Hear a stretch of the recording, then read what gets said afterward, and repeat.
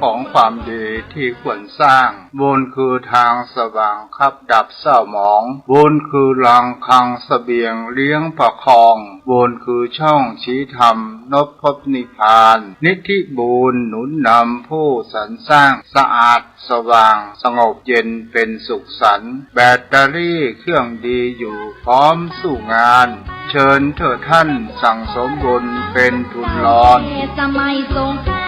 ขอเจริญพรศรัทธาญาติโยมนักศีลนักบุญผู้ใจบุญกุศลทุกท่านทางวัดทุ่งบักแก่ใต้มีการจัดงานอบรมสมโภชงานส่งน้ำองค์พระราชเจดีย์สิริปักเกตคำพระการฉลองตั้งวัด142 ปีในวันที่3ถึงวันที่5เดือนกรกฎาคมพุทธศักราช2567ในงานนี้ขอเชิญ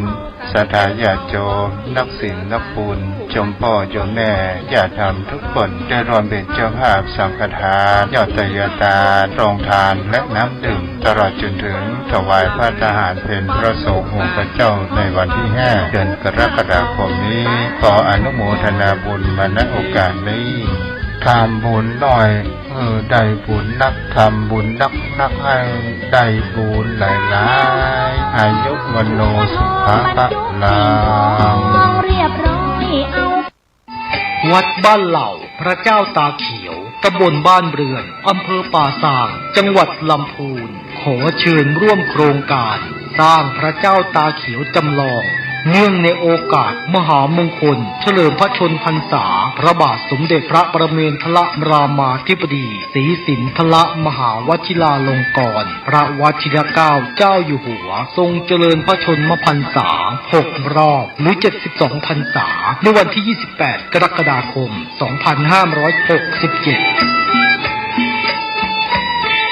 ในการนี้ทางวัดบ้านเหล่าพระเจ้าตาเขียวนำโดยผู้ช่วยศาสตราจารย์ด็อกเตอร์พระครูภาวนาโสภิตพระวิปัสสนาจารย์เจ้าอาวาสวัดบ้านเหล่าพระเจ้าตาเขียวมีดำริพร้อมกับคณะกรรมการและวัยยาวัจกรและญาติโยมที่มาอุปถัมภ์มีความประสงค์จะหล่อองค์จำลองพระเจ้าตาเขียวขึ้นเพื่อเฉลิมพระเกียรติในงานมหามงคลดังกล่าวนี้โดยองค์จำลองของพระเจ้าตาเขียวมีขนาดความกว้างของหน้าตัก9 ฟุต 6 นิ้วซึ่งกำหนดจะเททองหล่อในวันที่18 กรกฎาคม 2567 เวลา 16:19 นาทีเรียนเชิญผู้ที่มีจิตศรัทธาร่วมทำบุญติดต่อสอบถามได้ที่เบอร์โทรศัพท์ 0969525159 วัดบ้านเหล่าพระเจ้าตาเขียวตำบลบ้านเรือนอำเภอป่าซางจังหวัดลำพูนเนื่องในโอกาสพระราชพิธีมหามงคลเฉลิมพระชนมพรรษา6 รอบ28 กรกฎาคม 2567รัฐบาลขอเชิญชวนหน่วยงานภาครัฐภาคเอกชนและประชาชนร่วมแสดงความจงรักภักดีและสำนึกในพระมหากรุณาธิคุณด้วยการจัดตั้งโต๊ะหมู่ประดิษฐานพระบรมฉายาลักษณ์พระบาทสมเด็จพระเจ้าอยู่หัวพร้อมเครื่องราชสักการะประดับธงชาติไทยธงตราสัญลักษณ์และประดับผ้าระบายสีเหลืองร่วมกับผ้าระบายสีขาวตามอาคารสถานที่ของหน่วยงานและบ้านเรือนพร้อมทั้งจัดกิจกรรมจิตอาสาบำเพ็ญสาธารณประโยชน์เพื่อสืบสานพระราชปณิธานและบำเพ็ญสาธารณกุศลถวายเป็นพระราชกุศลตลอดปี 2567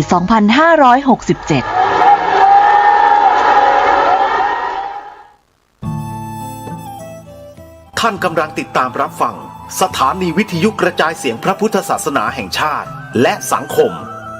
คลื่นเพื่อการศึกษาพระพุทธศาสนาและวัฒนธรรมระบบ FM 104.5 เมกะเฮิรตซ์รายการต่อไปเป็นรายการคดีโลกคดีธรรม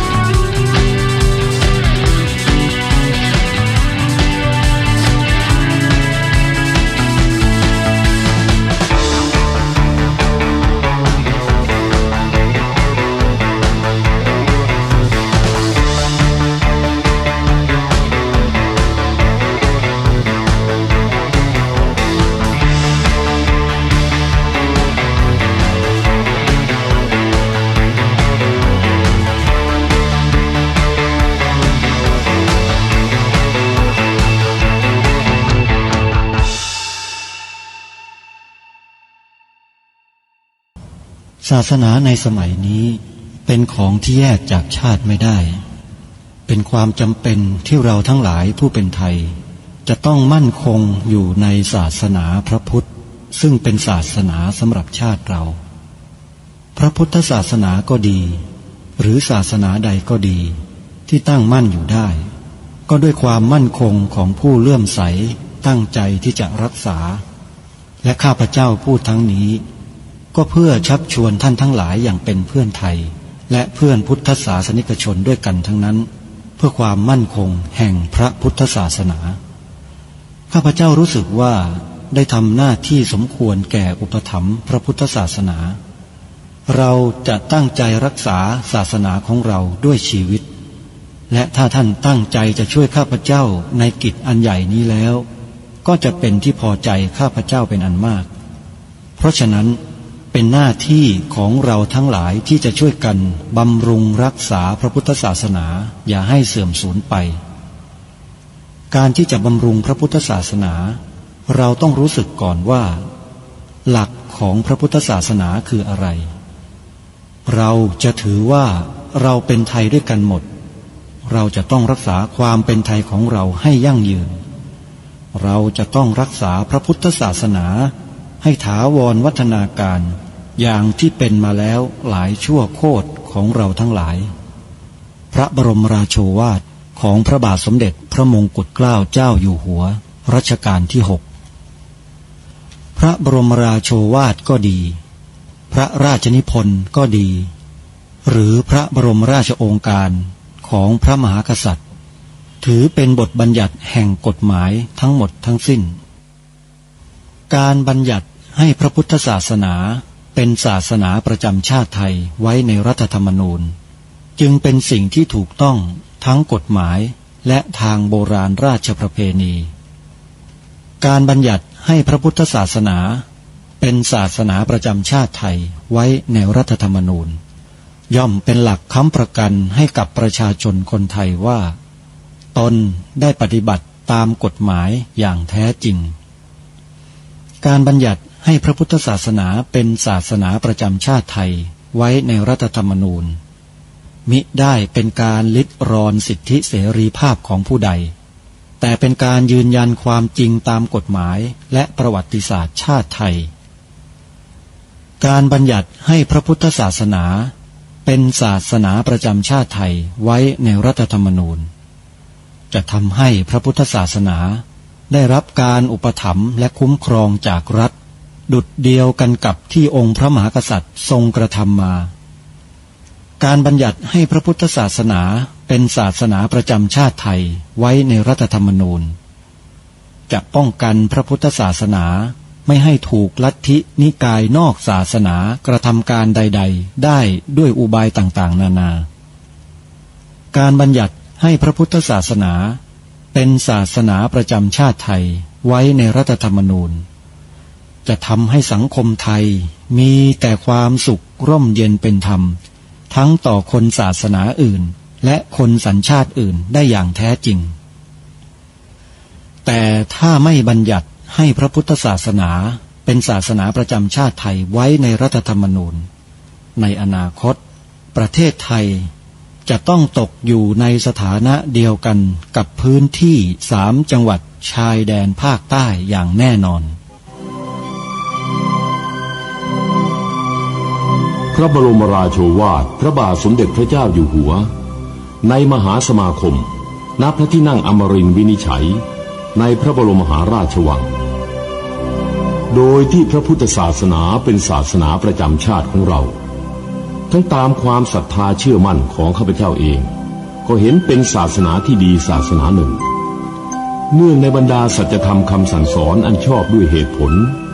จึงเคยคิดอยู่ว่าถ้าโอกาสอำนวยข้าพเจ้าควรจะได้บวชสักเวลาหนึ่งตามราชประเพณีซึ่งจะเป็นทางสนองพระเดชพระคุณพระราชบูรพการีตามคตินิยมด้วยแต่นับตั้งแต่ข้าพเจ้าได้ครองราชย์สืบสันตติวงศ์ต่อจากสมเด็จพระเชษฐาธิราชก็ล่วงมากว่า10 ปีแล้วเห็นว่าน่าจะถึงเวลาที่ควรจะทำตามความตั้งใจไว้นั้นแล้วประการหนึ่งอันหนึ่ง การที่องค์สมเด็จพระสังฆราชหายประชวรมาได้ในคราวประชวรครั้งหลังนี้ก่อให้เกิดความปีติยินดีแก่ข้าพเจ้ายิ่งนักได้มาคำนึงว่าถ้าในการอุปสมบทของข้าพเจ้าได้มีองค์สมเด็จพระสังฆราชเป็นพระอุปชฌาย์แล้วก็จะเป็นการแสดง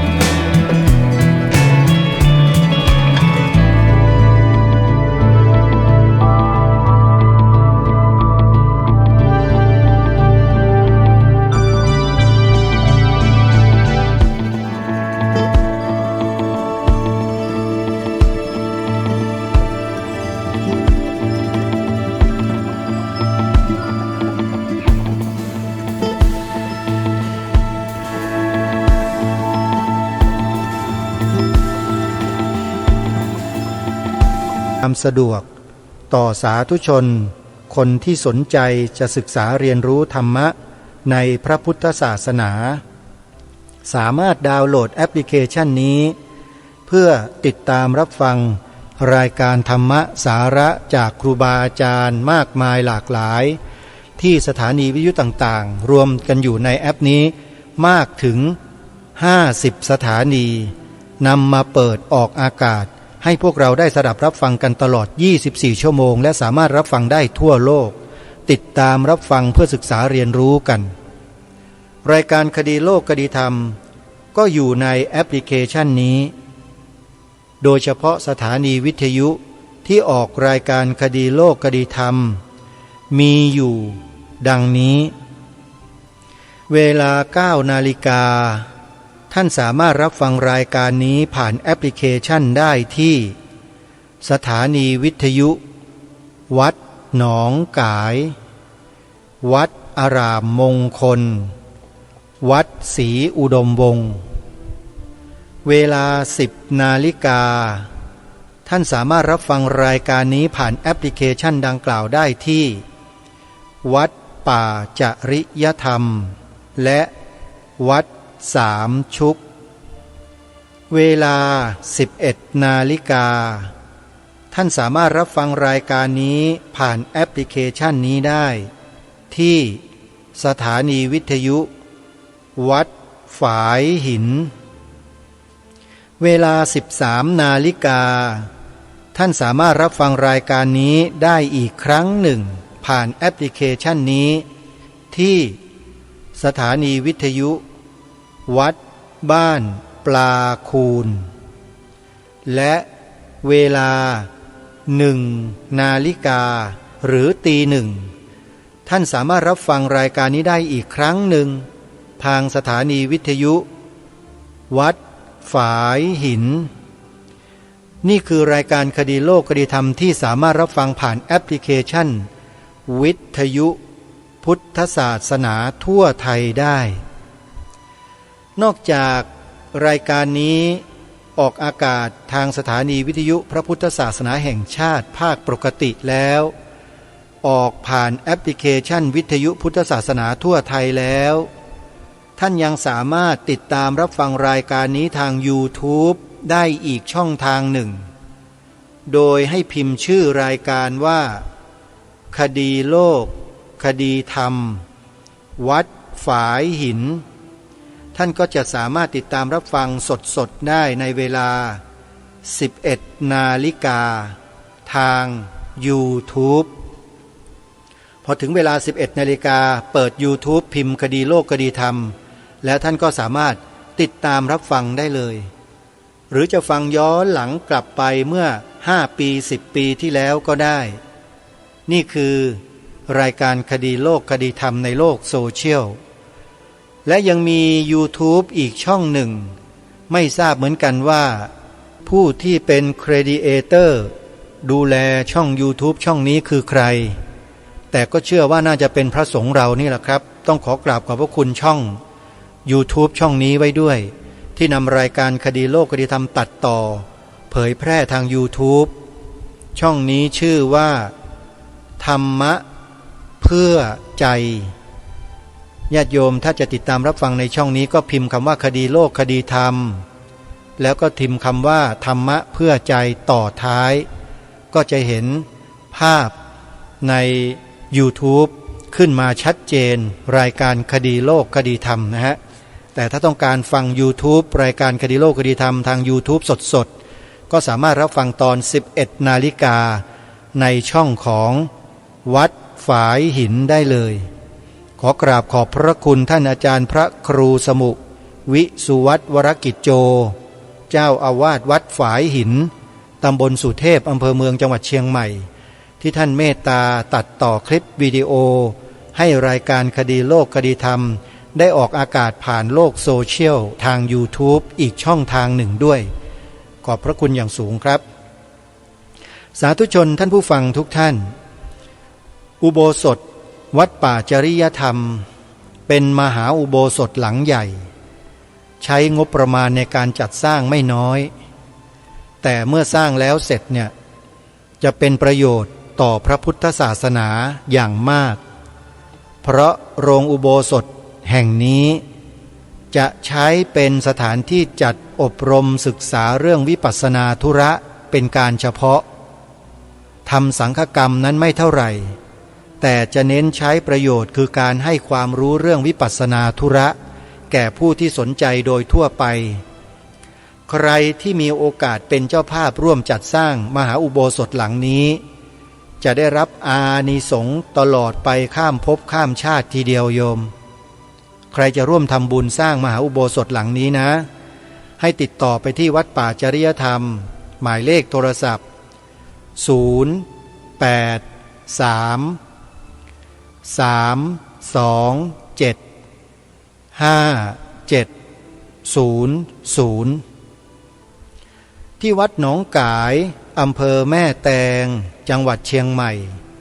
ก็กำลังสร้างอุโบสถเช่นกันแต่เป็นอุโบสถทรงเจดีย์พุทธคยาจำลองนั่นหมายความว่า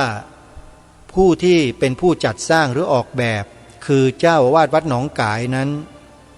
มีศรัทธาต่อพระสัมมาสัมพุทธเจ้าอย่างสุดซึ้งจึงได้สร้างอุโบสถรูปทรงเจดีย์พุทธคยาซึ่งเป็นสถานที่ตรัสรู้ธรรมของพระสัมมาสัมพุทธเจ้ามาเป็นรูปแบบของอุโบสถของวัดใครที่จะมีส่วนร่วมในการจัดสร้างอุโบสถทรงเจดีย์พุทธคยาจำลองดังกล่าวสามารถติดต่อขอร่วมทำบุญได้ที่วัดหนองกายตำบลสันป่ายาง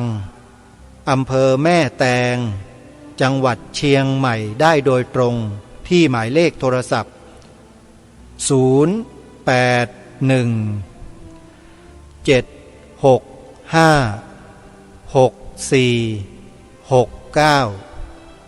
หรือ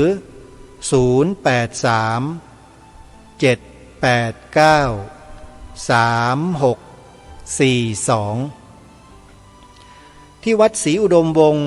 ตำบลศรีสงครามอำเภอวังสะพุงจังหวัดเลยจะจัดงานบุญชัมฮะขึ้นที่วัดศรีอุดมวงศ์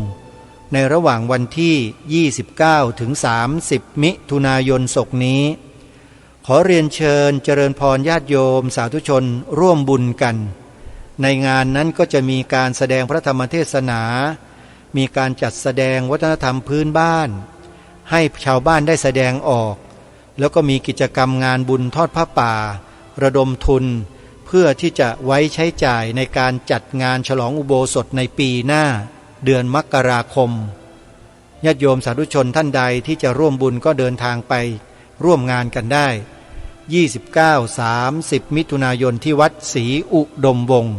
อำเภอวังสะพุงจังหวัดเลยโทรศัพท์สอบถามที่เจ้าวาดพระครูดมวรานุวัตรหมายเลข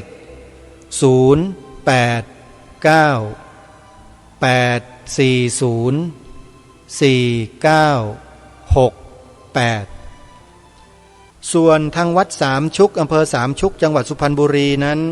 ทางวัดสามชุกกำลังจัดระดมทุนเพื่อจัดซื้อที่ดินมาผนวกเข้าเป็นที่ดินของวัดทางด้านทิศตะวันออกเพื่อใช้เป็นสถานที่จัดทำกิจกรรมในอนาคตข้างหน้าซึ่งถือว่าเป็นประโยชน์ส่วนรวมใครที่จะร่วมเป็นเจ้าภาพซื้อที่ดินถวายวัดสามชุกติดต่อไปที่หมายเลขโทรศัพท์นี้ได้เลยส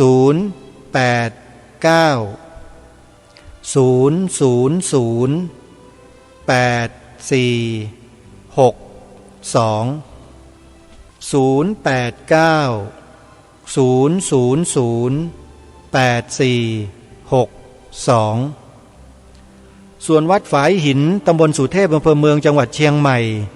เป็นสำนักที่ให้ความรู้การศึกษาเล่าเรียนแก่พระภิกษุสงฆ์สามเณรเป็นปกติโดยเฉพาะโรงเรียนปริยัติสามัญและมหาวิทยาลัยสงฆ์ก็มีพระสงฆ์สามเณรของวัดฝายหินนั้นได้รับการส่งเสริมให้ศึกษาเล่าเรียนในแผนกสามัญแผนกมหาวิทยาลัยหรือแม้แต่นักธรรมบาลีก็มีอยู่และวัดนี้ก็เป็นวัดเผยแผ่พระพุทธศาสนาที่เป็นหลักของจังหวัดเชียงใหม่อีกแห่งหนึ่งด้วยเนื่องด้วยว่าเจ้าอาวาสวัดนั้นท่านมีน้ำจิตน้ำใจเวลาวัดวาอารามต่างๆมีกิจกรรมของวัดในพื้นที่ของจังหวัดเชียงใหม่ท่านก็จะส่งลูกศิษย์ให้ไปทำการลิงก์สัญญาณถ่ายทอดสดกิจกรรมของวัดต่างๆเหล่านั้นมาออกอากาศที่สถานีวิทยุของวัดฝายหินเป็นประจำถ้าใครติดตามรับฟังสถานีวิทยุวัดฝายหินก็จะทราบในข้อนี้เป็นอย่างดีเพราะฉะนั้นเพื่อให้วัดฝายหินได้ทำงานเพื่อประโยชน์ส่วนรวมเช่นนี้ได้อย่างต่อเนื่องจึงขอเรียนเชิญเจริญพรญาติโยมได้ร่วมเป็นเจ้าภาพค่ากระแสไฟฟ้าค่าเดินทางค่าทำกิจกรรมเพื่อสังคมให้กับทางวัดฝายหินร่วมกันโยมใครจะร่วมบุญกับทางวัดฝายหินนะโยมโทรศัพท์เข้าไปได้ที่หมายเลข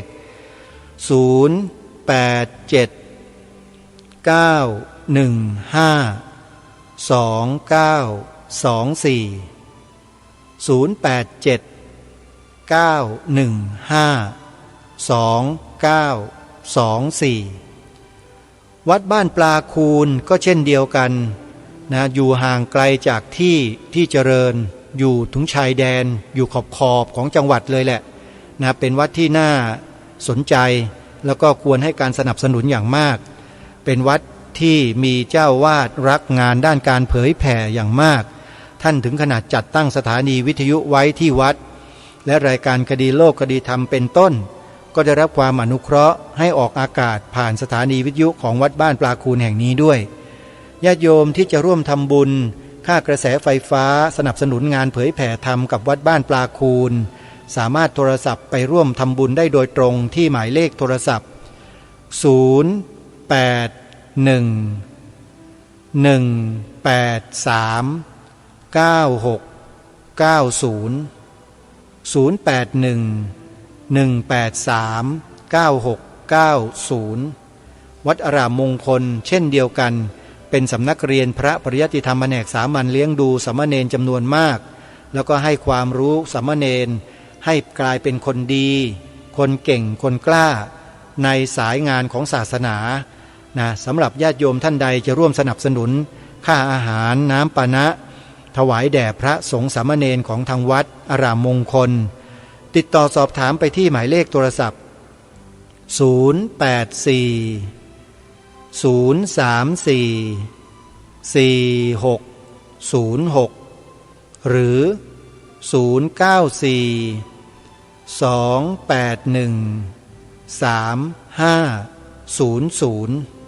2หมายเลขแล้วนี่ก็เป็นส่วนงานของสถานีวิทยุพระพุทธศาสนาแห่งชาติที่รายการคดีโลกคดีธรรมใช้บริการออกอากาศอยู่ในปัจจุบันก็แจ้งข่าวสารงานบุญให้พวกเราได้มีส่วนร่วมสนับสนุนครูบาอาจารย์ของเราเหล่านี้ด้วยกันนะโยมนะในส่วนของสวนป่าสามัคคีธรรมที่อาตมาภาพเป็นผู้ดำเนินการจัดการปลูกป่าขึ้นบัดนี้อายุครบ5 ปีบริบูรณ์ในวันนี้โยม5 ปีแล้ว22 มิถุนายนของทุกปีเป็นวันครบรอบปีการปลูกป่าที่สวนป่าสามัคคีธรรมใน5 ปีนี้ต้นไม้ที่ญาติโยมสาธุชนครูบาอาจารย์นำคณะญาติโยมพากันไปปลูกเจริญเติบโตขึ้นมาโดยลำดับบางต้นสูงผิดปกติสูงกว่าเพื่อนไปถึง10 เมตรแล้วก็มีแล้วส่วนมากก็อยู่ที่ประมาณ 5-6 เมตรนะฮะเป็นจำนวนมากก็ถือว่าเจริญเติบโตได้ดีมากทีนี้เมื่อครบ5 ปีแล้วเนี่ยสวนป่าสามัคคีธรรมก็มานั่งคิดว่าครูบาอาจารย์ท่านแนะนำมาโดยตลอดว่าควรจะจัดกิจกรรมควรจะจัดงานสักงานหนึ่งเผอิญในแต่ละปีที่ผ่านมาเนี่ยบอกปฏิเสธครูบาอาจารย์ไปหมดทุกปีเลยเพราะไม่มีความพร้อมใดๆทั้งสิ้นครูบาอาจารย์เหล่านั้นก็บอกว่าเดี๋ยวจะช่วยเดี๋ยวจะสนับสนุนเดี๋ยวจะอะไรต่อไม่อะไรเราเองก็กลับไม่พร้อมก็เลยไม่ได้จัดกิจกรรมจัดงานอะไรมาเลยเพิ่งจะมาตกลงตัดสินใจกันในปีนี้ว่าในปีนี้ครบรอบ5 ปีของสวนป่าสามัคคีธรรมจัดงานกันสักรอบหนึ่งก็เลยถือโอกาสปรึกษาหารือครูบาอาจารย์ที่เคยปรารภเคยพูดคุยกันไว้เช่นพระครูจริยสารธรรมวัดป่าจริยธรรมเจ้าคณะอำเภอนาด้วงพระครูอุดมวรานุวัตรเจ้าคณะตำบลศรีสงครามเจ้าอาวาสวัดศรีอุดมวงศ์พระครูศรีธีราพรรองเจ้าคณะจังหวัดเลยเจ้าอาวาสวัดวารีสารอำเภอภูเรือจังหวัดเลยท่านก็ให้แนวทางแล้วก็การจัดงานเอาไว้ว่าควรจัดได้แล้วมัน5 ปีแล้วว่างั้นอาตมาก็เลยปฏิเสธไม่ออกทีนี้ก็มีความเป็นห่วงมีความกังวลไปว่าเราจะจัดงานเนี่ยเรามีทุนแล้วไหมทุนเราจะหาที่ไหนใครจะมาช่วยซัพพอร์ตจะมาช่วยเป็นเจ้าภาพในการจัดงานครั้งนี้เพราะงานครั้งนี้เนี่ยอาตมาภาพจะนิมนต์พระครูบาอาจารย์จากต่างถิ่นต่างที่มาแสดงธรรมที่สวนป่าสามัคคีธรรมนี้ตลอดทั้งคืนโยมก็อยู่ที่ประมาณสัก10 รูปถึง11 รูปที่เราจะต้องถวายค่ารถค่าเดินทางท่านอันนี้คือส่วนหนึ่งนะส่วนที่2ก็คือภารกิจของการจัดเตรียมสถานที่โยมบอกตรงๆว่าสวนป่าสามัคคีธรรมนั้นได้แต่ปลูกป่าปลูกต้นไม้ปลูกป่าโดยไม่ได้สนใจเรื่องของสถานที่เลยว่าจะมีความพร้อมจะจัดกิจกรรมอะไรทำอะไรหรือไม่อย่างไรเพราะไม่เคยคิดจะจัดทำอะไรอยู่แล้วตอนแรกคิดว่าจะปลูกแต่ต้นไม้ปลูกแต่ป่าไปเรื่อยๆเมื่อได้ยินความรบเร้าของครูบาอาจารย์แล้วก็เลยตัดสินใจกันในปีนี้แหละว่าจัดก็จัดทนการรบเร้าจากครูบาอาจารย์ไม่ไหวแล้วท่านก็บอกว่าท่านจะช่วยยังไงช่วยอย่างไร อาตมาภาพเองก็ไม่มั่นใจนะว่าท่านจะมีเวลามีโอกาสจะมาช่วยเราได้มากน้อยเพียงใดหรือไม่แต่ที่แน่ๆก็คือว่าอะไรก็ไม่ดีเท่ากับเราช่วยตัวเราเองก็เลยมาปรารภในรายการวันนี้แล้วหลายๆวันที่ผ่านมาว่าในเมื่ออาตมาภาพตัดสินใจจะจัดงานแล้วงานปฏิบัติธรรมงานฟังธรรมโยมใช้ชื่องานว่าเปิดป่าฟังธรรมอาตมามั่นใจว่ามีคนนั่งฟังถึงเช้าแน่นอนแต่กี่คนไม่ทราบแต่ก็ต้องจัดแล้วได้กำหนดวันไว้แล้วด้วยโดยกำหนดวันในการจัดงานครั้งนี้ในวันที่14ธันวาคมปลายปีเลยโยมเพื่อให้ระยะเวลาในการเตรียมสถานที่เตรียมอะไรต่างๆเนี่ยมันยาวๆหน่อยเพราะมันจะใช้งบประมาณทีละน้อยๆทีละนิดๆพัฒนาไปเรื่อยทำไปเรื่อยๆจะไม่หักโหมทีเดียวจะต้องใช้เงินเยอะมากต้องค่อยๆเป็นค่อยๆไปเพราะสวนป่าสามัคคีธรรมนั้นไม่มีญาติโยมอุปถัมภ์อุปถากโดยเฉพาะไม่มีใครปวารณาตัวไว้โยมอาตมาภาพก็เลยไม่มั่นใจตัวเองนักในการจัดงานครั้งนี้ว่าจะสำเร็จเสร็จสิ้นไปด้วยดีหรือไม่เพราะไม่มีสปอนเซอร์หลักพูดจากันตรงๆเลยไม่เหมือนกับวัดวาอารามต่างๆของครูบาอาจารย์ของเราเนี่ยยังมีเจ้าภาพมีโยมอุปถัมภ์หลักคอยซัพพอร์ตเรื่องของทุนเรื่องของเงินในการจัดในการเตรียมสถานที่อะไรต่างๆเนี่ยท่านมีอยู่แต่สวนป่าสามัคคีธรรมนี่ยังไม่มีเลยโยมมีแต่ญาติโยมของเราที่สนับสนุนทำบุญกันมาอยู่ไม่กี่รายเท่านั้นที่ช่วยกันอยู่ที่สามารถนับชื่อนับนามสกุลกันได้เลยก็ว่างั้นเถอะนะโยมแม่กาญจนีคงสิริไพศาลอย่างเนี้ยเป็นต้นนะโยมประภัสสรเป็นต้นนะอีกหลายๆท่านก็ช่วยกันสนับสนุนกันมาโดยลำดับแต่ก็เป็นจำนวนที่จำกัดโยมไม่เพียงพอในการที่เราจะเตรียมงานใหญ่ๆนะฮะก็ไม่รู้เหมือนกันว่าการที่จะจัดงานครั้งนี้จะสำเร็จลุล่วงไปได้ดีหรือไม่มันก็ขึ้นอยู่กับจำนวนของผู้สนับสนุนด้วยส่วนความคิดแนวทางในการดำเนินงานจัดเตรียมอะไรต่างๆมีความพร้อมอยู่แต่เราขาดงบประมาณมันก็ทำอะไรยากทำลำบากนะโยมนะทีนี้อาตมาภาพก็เลยประชาสัมพันธ์เชิญชวนญาติโยมว่าใครจะร่วมระดมทุนสนับสนุนการจัดงานครั้งนี้นะโยมนะตั้งแต่เริ่มต้นบัดนี้เป็นต้นไปเลยโยมก็สามารถสนับสนุนเข้ามาได้เลยโยมเพียงแค่เราโอนปัจจัยเข้ามาในกองทุนสนับสนุนการทำงานครั้งนี้โดยอาตมาภาพเป็นผู้รับผิดชอบร่วมกับคณะจิตอาสาต่างๆจะเตรียมการจัดอะไรต่างๆเนี่ยให้มันดูแล้วมีความพร้อมให้มากที่สุดเท่าที่จะสามารถทำได้ซึ่งก็เตรียมการวางแผนกันไว้แล้วว่าจะจัดทำระบบน้ำอย่างไหนจะเจาะน้ำยังไงจะให้มีน้ำใช้เท่าไหร่กระแสไฟฟ้าจะทำยังไงเครื่องเสียงอุปกรณ์จะหาที่ไหนจะติดต่อใครยังไงอันนี้ก็เตรียมความไว้แล้วบ้างพอสมควรทีเดียวแต่ขาดงบประมาณเท่านั้นเองหาสปอนเซอร์สนับสนุนหลักไม่ได้โยมเพราะเนื่องจากว่าส่วนงานที่อาตมาภาพจัดทำอยู่นี้เนี่ยไม่ได้ค้าหากำไรอะไรเลยถ้าพูดภาษาเศรษฐกิจก็เรียกว่าขาดทุนลูกเดียวโยมปลูกต้นไม้นะโยมจะไปได้กำไรอะไรล่ะมีแต่เราจะต้องจ่ายไปเพื่อการดูแลเพื่อการปลูกเพิ่มเติมเพื่อการจัดเตรียมเพื่อการสถานที่ต่างๆเนี่ยอยู่ตลอดเลยพูดง่ายๆก็คือมีแต่ค่าใช้จ่ายรายรับเราไม่มีเลยมีแต่น้อยไม่ใช่บอกไม่มีนะโยมขออภัยด้วยมีแต่มันน้อยรายจ่ายมันเยอะทีนี้อาตมาภาพเกิดมาก็ไม่ได้เกิดมาเป็นนักหาเงินนะโยมเกิดมาเนี่ยเป็นนักพูดนักบรรยายนักต่อสู้นักสร้างอุดมการณ์สร้างจิตสำนึกพูดง่ายๆว่าพูดปลุกจิตสำนึกคนให้คนได้เห็นความสำคัญและคุณค่าของความเป็นชาติไทยของเราอันนี้คืองานหลักเลยของรายการคดีโลกคดีธรรมที่เป็นที่อาตมาภาพเป็นเจ้าของรายการเนี่ยคือจะเน้นพูดอธิบายให้ความรู้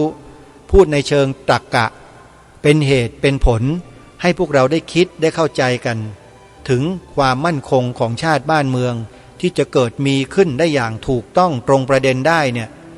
พวกเราจะต้องแสดงออกให้ตรงประเด็นด้วยพูดก็ต้องพูดให้ตรงประเด็นคิดก็ต้องคิดให้ตรงประเด็นกระทำก็ต้องกระทำให้ตรงประเด็นด้วยเหมือนอย่างทางรายการรณรงค์มาตลอดเรื่องของข้อความ2ข้อความเนี่ยนี่คือการตรงประเด็นนะฮะไม่เบี่ยงเบนไปเป็นอย่างอื่นประเทศไทยหรือพระพุทธศาสนาเป็นศาสนาประจำชาติไทยของเรานี่คือตรงประเด็นไม่มีการเอ็นเอียงไปไหนเลยอันนี้คือตรงประเด็นกับชาติบ้านเมืองของเราข้อ2สีขาวในธงชาติหมายถึงพระพุทธศาสนาเท่านั้นก็เหมือนกันตรงประเด็นตามแนวพระดำริตามบทพระราชนิพนธ์ความหมายธงไตรรงค์ของล้นเกล้ารัชกาลที่6ที่พระราชทานไว้ทุกประการ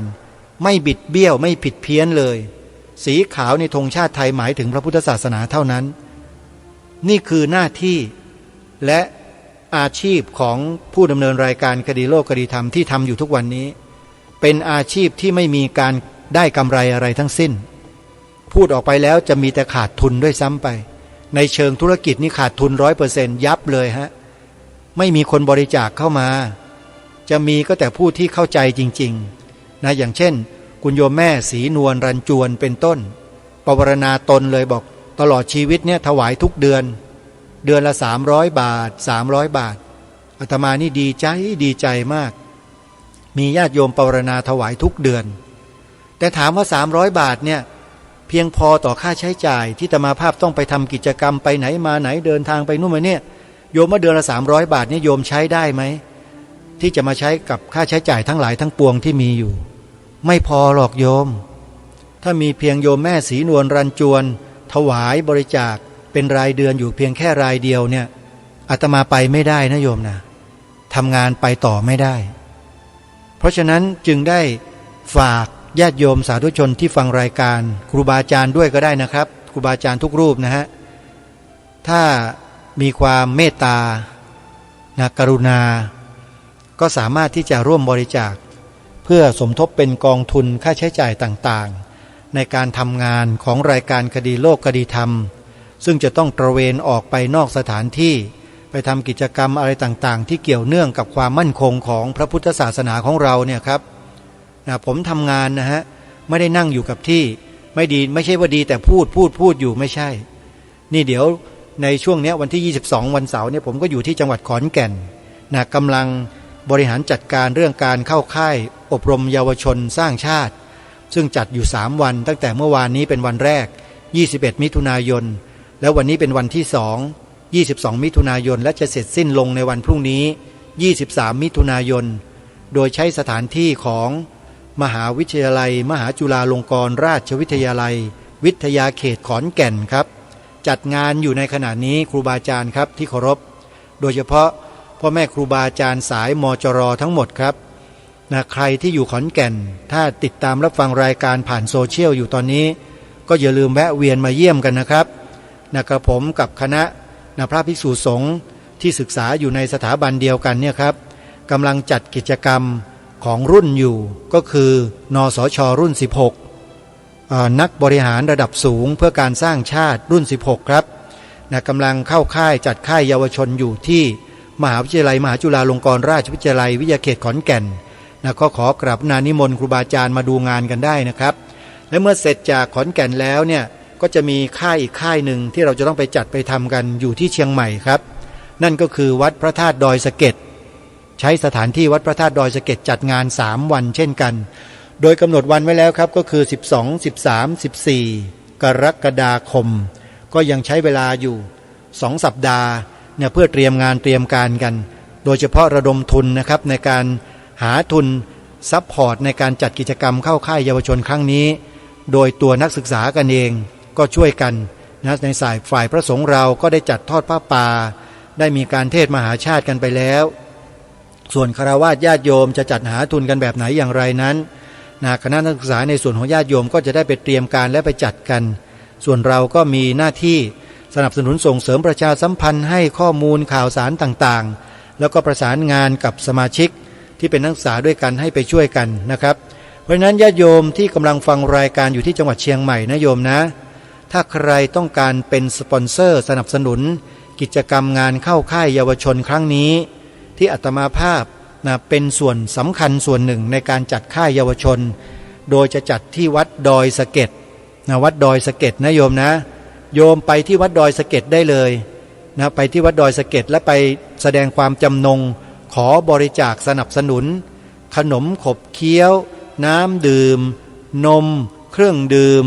อาหารอะไรต่างๆเนี่ยโยมเข้าสารอาหารแห้งได้เลยโยมเข้าโครงการนี้ได้เลยอาตมาภาพจะไปจัดกันเดือนกรกฎาคมนะที่จังหวัดเชียงใหม่นะโยมนะให้ติดต่อมาที่อาตมาก่อนก็ได้แจ้งความจำนงไว้เดี๋ยวอาตมาภาพจะได้แจ้งในส่วนกลางให้ทราบว่าที่วัดดอยสะเก็ดนะมีลูกศิษย์ลูกหาของวัดดอยสะเก็ดฟังรายการคดีโลกคดีธรรมประชาสัมพันธ์เชิญชวนให้มาสนับสนุนค่ายอบรมเยาวชนที่วัดดอยสะเก็ดของนสช.เราอาตมาภาพก็จะได้แจ้งรายชื่อของเจ้าภาพให้กับส่วนกลางได้รับทราบแล้วก็จะได้ขึ้นป้ายให้โยมถ้าหากบริจาคได้ตามจำนวนที่กำหนดนะกำหนดเท่าไหร่นะอาตมาไม่ทราบโยมแต่ก็พอสมควรทีเดียวแหละก็จะขึ้นป้ายให้เพราะโครงการนี้เป็นโครงการที่จัดทำทั่วประเทศโดยคณะนักศึกษาของสถาบันการสร้างชาติที่อาตมาภาพแล้วก็พระภิกษุสงฆ์จำนวนไม่น้อยเลยโดยเฉพาะพระภิกษุสงฆ์ที่จบจากมหาวิทยาลัยมหาจุฬาลงกรณราชวิทยาลัยหลายรูปที่จบจากสถาบันนี้นะฮะจบกันไปแล้ว15รุ่นอาตมาภาพและคณะเนี่ยที่กำลังจัดค่ายเยาวชนอยู่ที่ขอนแก่นตอนนี้เป็นนักศึกษาที่จบรุ่น16แล้วก็กำลังจัดค่ายเยาวชนกันอยู่ที่มหาวิทยาลัยมหาจุฬาลงกรณราชวิทยาลัยวิทยาเขตจังหวัดขอนแก่นอยู่ตอนนี้นะฮะตอนนี้กำลังจัดอยู่เป็นวันที่2แล้ววันเสาร์ที่22มิถุนายนที่ญาติโยมกำลังฟังรายการอยู่นี่อาตมาภาพกำลังจัดค่ายเยาวชนกันอยู่ที่มหาวิทยาลัยมหาจุฬาลงกรณราชวิทยาลัยวิทยาเขตขอนแก่นนะโยมใครจะแวะเยี่ยมชมงานดูงานการเข้าค่ายเยาวชนของสถาบันดังกล่าวก็มากันได้ที่ขอนแก่นอย่าลืมติดไม้ติดมือขนมขบเคี้ยวเครื่องดื่มอะไรต่างๆน้ำดื่มมาให้ลูกๆหลานๆเยาวชนของจังหวัดขอนแก่นเราด้วยนะโยมนะอย่าลืมนะก็ติดต่อมาที่อาตมาภาพโดยตรงก็ได้อาตมาภาพก็จะได้แจ้งรายละเอียดให้ทราบว่าจะเดินทางมายังไงจะมาถึงจุดไหนติดต่อกับใครอะไรต่างๆเหล่านี้นะที่ขอนแก่นนี้อาตมาภาพได้รับมอบหมายให้เป็น CEO ส่วนของพระสงฆ์ที่จะมาเข้าค่ายครั้งนี้เขาใช้ชื่อว่าพระสร้างชาติโยมสร้างชาติแบบไหนอย่างไรเมื่อวานใครฟังรายการก็จะได้รับฟังคำอธิบายจากอาตมาภาพไปแล้วคำว่าสร้างชาติในที่นี้เนี่ยเราไม่ได้แปลงชาติไม่ได้ทำชาติให้เป็นของใหม่แต่นำเอาของเก่าๆเดิมๆดีๆนั่นแหละมาทำการรีไลท์ใหม่โยมไม่ใช่รีไซเคิลนะครับรีไซเคิลนี่คือเปลี่ยนแปลงใหม่เลยสายพันธุ์ใหม่แต่ไม่ใช่แต่เนี่ยนำมารีไลท์ครับรีไลท์ก็หมายถึงว่าเนื้อเดิมของแท้แต่มาทำการบริหารจัดการแมเนจเมนต์ใหม่ทั้งหมดเพื่อนำเอาสาระแก่นสารที่ดีที่สุดเอามาใช้งานโดยมีบุคลากรในชาติบ้านเมืองเราเนี่ยลูกหลานคนไทยเรานี่แหละทั้งฝ่ายบรรพชิตฝ่ายคฤหัสถ์มาช่วยกันโยมอยู่ในสถาบันเดียวกันเนี่ยโดยมีท่านอาจารย์แดนหรือว่าท่านศาสตราจารย์ดร.เกรียงศักดิ์เจริญวงศ์ศักดิ์ซึ่งเป็นคนไทยที่เก่งฉกาจด้านการศึกษาอยู่ในต่างประเทศมหาวิทยาลัยชั้นนำของโลกสอบได้อันดับ1มันทุกปีทุกชั้นเรียนจนกระทั่งจบปริญญาเอกเพียงแค่อายุ25ปีเท่านั้นเองคนไทยคนเดียวในโลกนะโยมจบด็อกเตอร์อายุ25ปีฮะและมาเป็นประธานสถาบันที่พวกอาตมาภาพไปศึกษาเล่าเรียนกันอยู่อันนี้ต้องบอกให้ทราบถึงรายละเอียดบางอย่างให้รู้ว่าที่มาที่ไปเป็นอย่างไรไม่ใช่หมายความว่าสถาบันนี้จะมาทำลายชาติจะมาเปลี่ยนแปลงชาติจะมาอะไรอย่างที่หลายๆคนเมื่อฟังชื่อว่าสถาบันการสร้างชาติแล้วก็คิดไปต่างๆนานากัน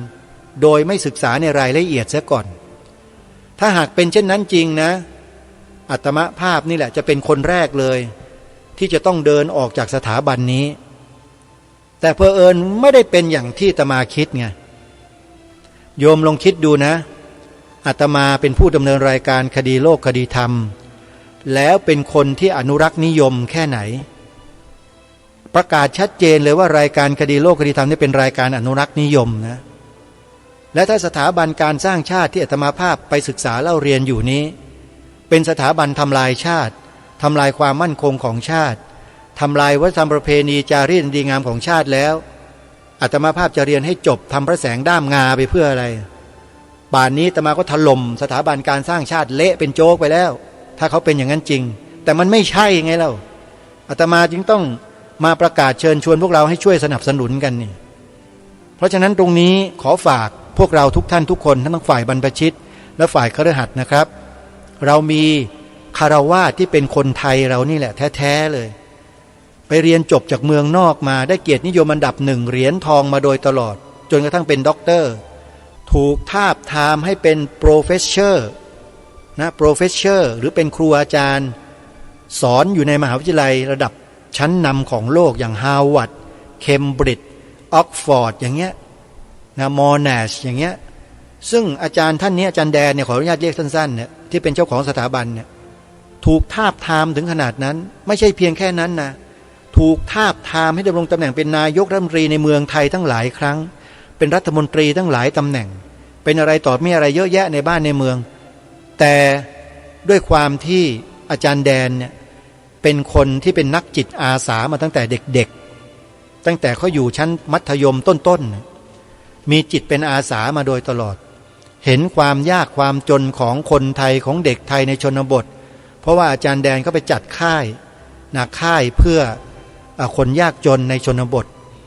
ไปช่วยพัฒนาช่วยอะไรต่างๆไปเห็นความทุกข์ยากลำบากแล้วแกมีความกรุณาสงสารมากไม่อยากเห็นคนไทยและประเทศไทยเป็นแบบนี้อีกเลยแกก็ตั้งจิตอธิษฐานเลยนะตามภาษาของแกแหละนะว่าจะกลับมาทำให้ประเทศไทยเราเนี่ยดีขึ้นอย่างนู้นอย่างนี้ต่างๆแล้วแกก็สุดท้ายมาตั้งสถาบันตั้งมาแล้วผ่านมาแล้ว16รุ่นแล้วโยมอาตมานี่เป็นรุ่นที่16ที่เรียนจบจากสถาบันนี้ถ้าสถาบันนี้ทำลายชาติทำลายศาสนาทำลายพระมหากษัตริย์อาตมาไม่ปล่อยไว้ถึงวันนี้หรอกแล้วก็จะมาพูดแบบนี้ด้วยเพราะฉะนั้นโยมก็คิดเอาเองแล้วกันนะว่าสถาบันการสร้างชาติที่พระครูประหลัดนรงฤทธิ์เจ้าของรายการคดีโลกคดีธรรมไปเรียนจนกระทั่งจบและมาพูดเชิญชวนทุกท่านให้ช่วยสนับสนุนเนี่ยว่าเป็นอย่างไรท่านไปคิดเอาเองนะคิดเอาเองโยมอาตมาได้กล่าวได้พูดเชิญชวนถึงขนาดนี้แล้วเนี่ยนั่นก็หมายความว่าสถาบันนี้ใช้ได้เลยใช้ได้จริงๆฮะใครสนใจจะมาเรียนนะโยมติดต่อมาที่อาตมาได้เลยทั้งพระสงฆ์ด้วยนะครับทั้งฝ่ายญาติโยมคฤหัสถ์ด้วยนะใครจะศึกษาเล่าเรียนคิดว่าตนเองมีอุปนิสัยใจคอเหมือนอย่างผู้ดำเนินรายการคดีโลกคดีธรรมเนี่ยสมควรอย่างยิ่งที่จะมาเรียนในสถาบันนี้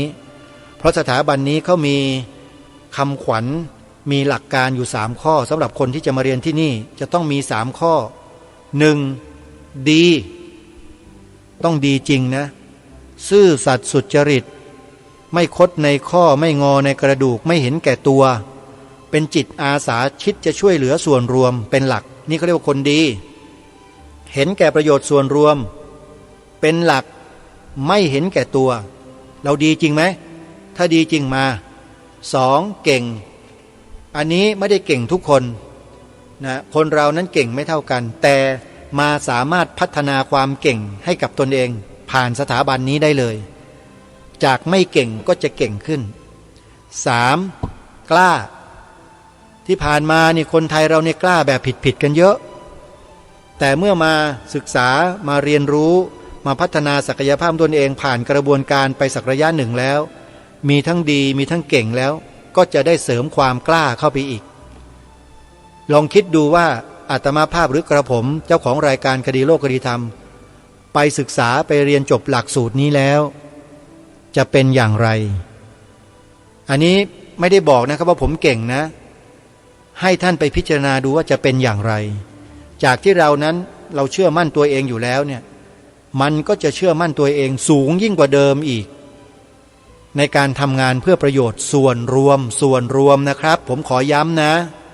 ใครที่เห็นแก่ตัวอยู่อย่ามาคุยกับผมนะครับคนที่เห็นแก่ประโยชน์ส่วนรวมเท่านั้นครับที่จะผ่านกระบวนการศึกษาเรียนรู้จนจบหลักสูตรนี้ได้ อย่างการจัดทำค่ายเยาวชนเนี่ยครับทางสถาบันเขาไม่ได้ซัพพอร์ตเงินแม้แต่บาทเดียวนะเขาไม่มีเงินให้แต่นักศึกษาที่คุณเรียนจบกันมาเนี่ยคุณไปหาเงินกันเองและไปจัดค่ายเยาวชนกันติดต่อประสานงานประชาสัมพันธ์บริหารจัดการกันเองทั้งหมดเพราะชื่อว่าหลักสูตรนักบริหารระดับสูงเพื่อการสร้างชาติจบมาแล้วต้องบริหารจัดการได้นี่คือหลักสูตรที่เราต้องผ่านให้ได้แล้ววันนี้กระผมและคณะพระสหธรรมิกเพื่อนกันที่อยู่ในรุ่นแล้วก็พี่ๆที่เป็นราชการระดับสูงพาณิชย์จังหวัดอัยการสูงสุดขออภัยอัยการผู้เชี่ยวชาญของสำนักงานอัยการสูงสุดนะหรือหัวหน้าอัยการศาลสูงของสมุทรปราการอย่างเงี้ยนะหรือ CEO ผู้จัดการบริษัทหลายๆบริษัทเขามารวมกันอยู่ในนี้แล้วก็มาบริหารจัดการจัดทำค่ายเยาวชนกันอยู่ตอนนี้อยู่ที่ขอนแก่นครับมหาวิทยาลัยมหาจุฬาลงกรณราชวิทยาลัยวิทยาเขตขอนแก่นญาติโยมครูบาอาจารย์ทุกรูปครับแวะมาเยี่ยมชมกันได้